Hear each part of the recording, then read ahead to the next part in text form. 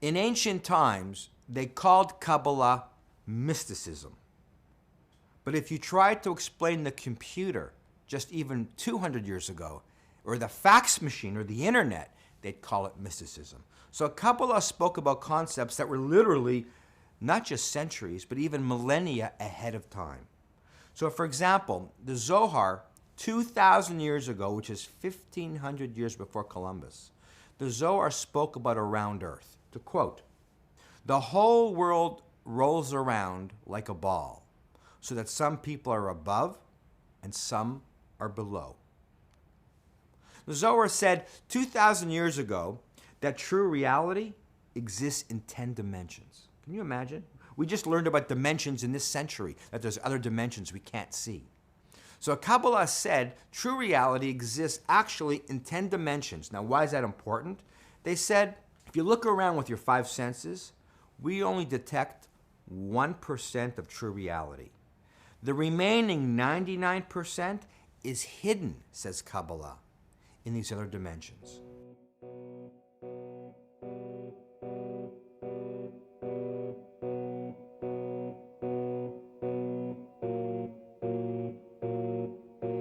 Please, could you stay a while to share my grief?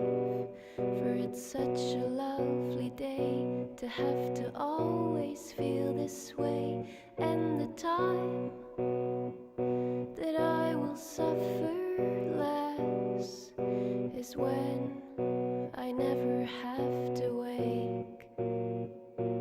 Wandering stars, for whom it is reserved the blackness of darkness forever. Wandering stars, for whom it is preserved the blackness of darkness forever. Those who have seen the needless sign out dread, like a husk from which all that was now has fled, and the masks that the monsters wear to feed upon their prey. Wandering stars, for whom it is reserved the blackness of darkness forever. Wandering stars, for whom it is preserved the blackness of darkness forever.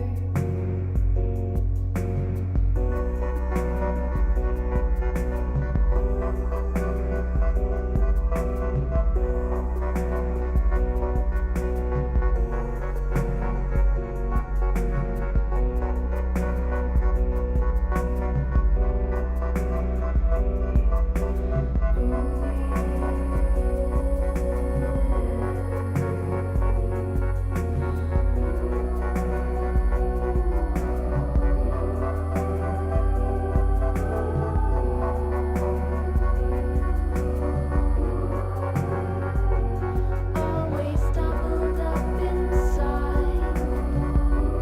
Take a while to shed my grief. Always doubled up inside. Daunted, cruel.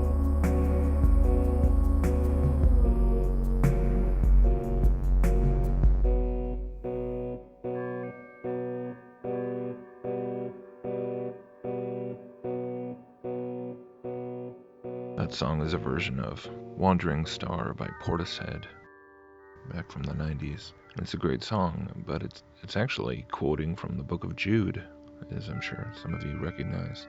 Jude being really the only specific mention of what today we call planets anywhere in the Bible.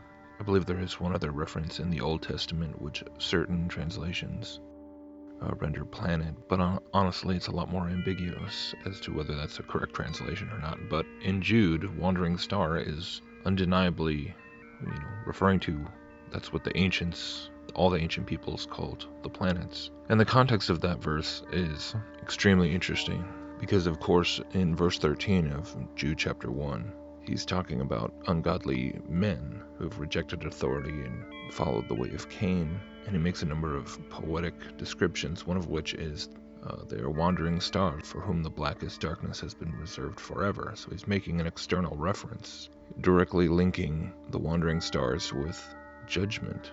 And it's made that much more interesting being in the book of Jude, which is quotes from the book of Enoch and connects to what it says about the luminaries that did not hold to their assigned paths and the judgment that was given to them.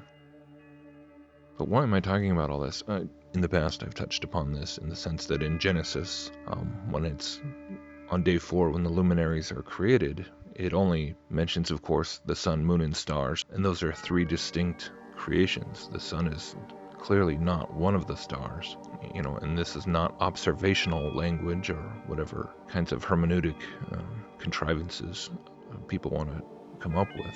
There are 3 distinct categories. And of course, the planets is not a part of that. They're simply stars, sun, moon, and stars. But what's also noteworthy is that it's just the term or mention of planets missing in the original creation, but this whole concept of a planetary system, a solar system, is nowhere found in the Bible. I mean, in the book of Job, it does reference the constellations, and the constellations having names, and so by that we can infer that the constellations were actually a part of the original design. But the idea of these wandering stars being part of the design and comprising this very complex system is never so much as hinted at, and that becomes increasingly significant when you turn and then look into the realm of the occult and mysticism and things like the Kabbalah, because it starts to become very interesting that the planets long before Galileo or Copernicus or any of the modern conceptions of a solar system were around, the planets were, centuries before any of that came about, were regarded as being part of a system. And like that guy, I think his name is Billy Phillips, he's a Kabbalist teacher, he says that there are 10 dimensions, and so when you start to explore how the Kabbalistic tree of life is essentially one of the things it's supposedly representing is these 10 spheres, and these 10, they correspond to the planets, and they're also dimensions, and they correspond to chakras in the body supposedly, and on and on. And it's also this system of gods. It is the pantheon of gods which appear in every pagan mythology, every pagan pantheon in some form or another, and there's endless variations depending on the Chinese system or the Babylonian system or the Egyptian system or the Norse mythologies, the Aztec and the Maya, all these slightly different deities, slightly different, but they all incorporate the planets. And the more you delve into this, the more you see how central it is to all occult cosmologies, all occult belief systems. While the only reference in the Bible is really this one in Jude, and it is one associated with judgment and rebellion and the fallen angels. And I've actually been listening to a number of lectures given by Manly P. Hall, the famed occultist. He talks a lot about the solar system and the planetary bodies, and the ancient connection to the ancient gods and Kabbalah and everything. He knew all the different. Manly P. Hall was, in many ways, was the original progenitor of astrotheology in the 20th century, combining Gnosticism and all the different occult traditions and shamanic traditions. And basically what Manly P. Hall explains is that according to the ancients, and by ancients he means, the ancient pagan mystery schools, understanding the planets, the pantheon, as a system, the significance is that it very much does function like a ladder. The universe was not strange. It was near. It was not terrible. It was tremendous, but not fear-inspiring. It was vast, but this very vastness challenged man to grow rather than to surround him with fear. And so enlightened peoples began to reach out in friendliness to the stars. They did not populate the firmament with evil beings, but with great good powers. And they sensed these good powers as forever protective and paternal. They sensed these powers as contributing continuously to the well-being of every creature that existed. And by the time Egyptian civilization had arisen, we see this universe in which we live strangely charted, mysteriously organized into planes and levels and spheres and departments. There were worlds within worlds, wheels within wheels, as in the story of Ezekiel's vision. Man saw the universe as a vast structure of evolving life and saw himself moving through this structure.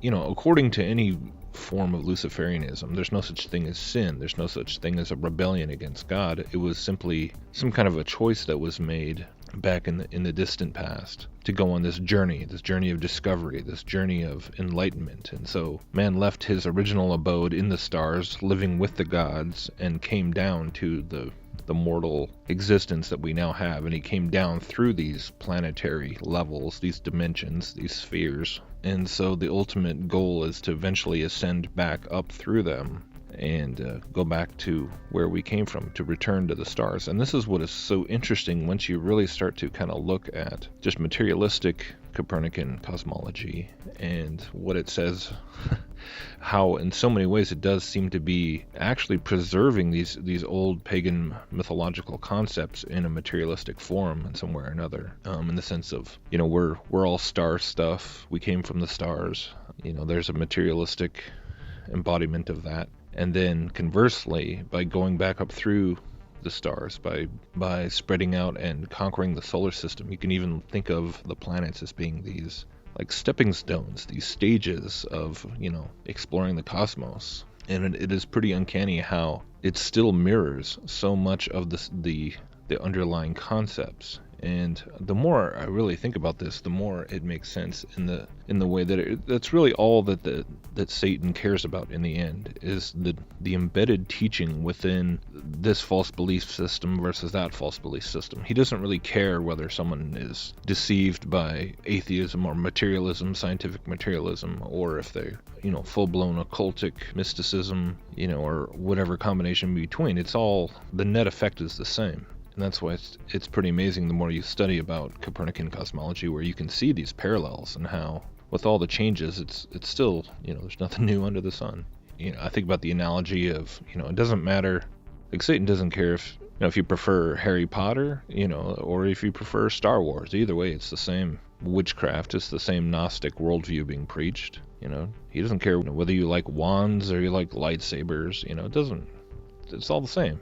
You know, it makes no difference in the end. And again, going back to the quote at the beginning, when he's quoting from the Zohar was written in the 13th century, talking about Earth, the Earth rolls, and there's people on top of it and people on the bottom of it. The Bible never says anything like that. Yet in the Zohar, which when you really boil it down, I mean, it's either a total forgery, or what I would say is almost certainly it's a demonically inspired book. It's an occult book. It's a doctrine of demons. So we see the origins of all these concepts coming from the mystery schools, coming from mysticism, coming from the occult. And it's continuing to preach the same message of ascension, of returning to the stars, of becoming like gods. That's what transhumanism is. It's the same old Luciferian message.